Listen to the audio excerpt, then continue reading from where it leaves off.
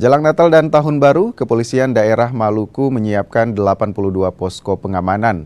Posko pengamanan disiapkan untuk memastikan keamanan dan suasana tetap kondusif di Maluku.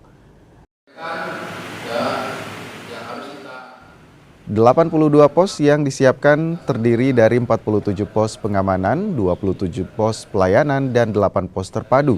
Sebanyak 676 titik di Maluku akan menjadi prioritas utama pengamanan. Polda Maluku memetakan potensi kerawanan dalam operasi Lilin Salawaku 2025. Rapat lintas sektoral ini dilakukan untuk mendeteksi kawasan rawan kemacetan dan kecelakaan lalu lintas baik darat dan laut.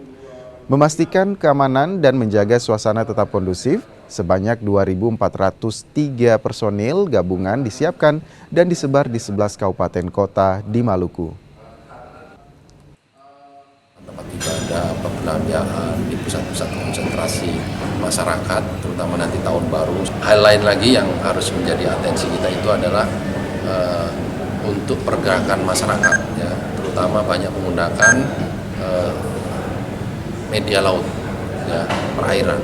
Nah, ini kita harus melakukan pencegahan, ya, mulai dari bagaimana kita mengecek fasilitas-fasilitas keamanan dan keselamatan hingga proses, ya, berjalannya di laut.